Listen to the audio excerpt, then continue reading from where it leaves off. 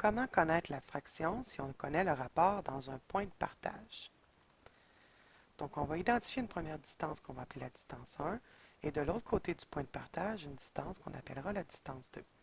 Pour calculer la fraction, il faut simplement savoir ce qu'on a déjà de parcouru, la distance 1, sur la distance totale parcourue qui sera donc D1 plus D2. Donc, prenons un exemple.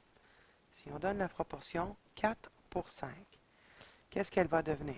S'il y a 4 morceaux ici et 5 là, il y en aura donc un total de 9. Et la première partie, la distance 1, n'aura pas changé, elle restera de 4. Un autre exemple, 1 pour 5.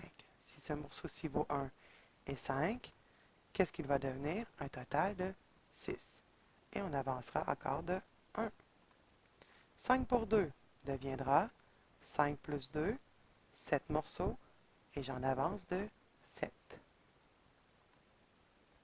Si au contraire, on voudrait faire l'inverse, donc pour connaître le rapport, si on connaît la fraction, toujours dans un contexte de point de partage, donc si on connaît la fraction 2 neuvièmes, qu'est-ce qu'il va devenir? S'il y a un total de 9 morceaux et qu'il y en a 2 à la gauche, il y en aura donc 9 moins 2, c'est-à-dire 7 à la droite.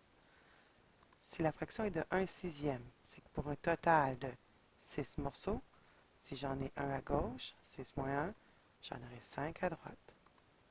5 onzièmes, on fait simplement le calcul de 11 moins 5 pour trouver que le chiffre de droite sera 6. 1 sur 2 deviendra 2 moins 1 et les proportions de 1 pour 1. Prenons un exemple.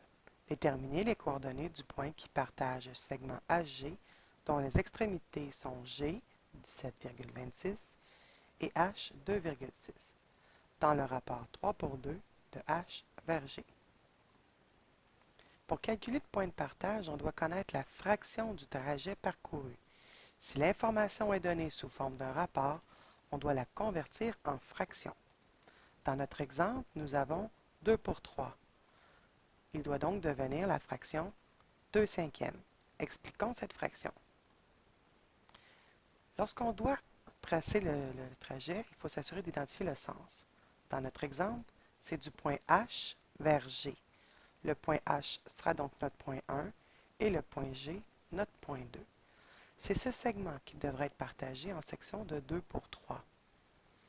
Donc, 2 sections pour 3 par rapport à un point de partage. 2 sections d'un côté, 3 de l'autre. Ça nous donne un total de 5 morceaux, donc la fraction sera 2 cinquièmes. De la même façon, on peut représenter le 2 cinquièmes.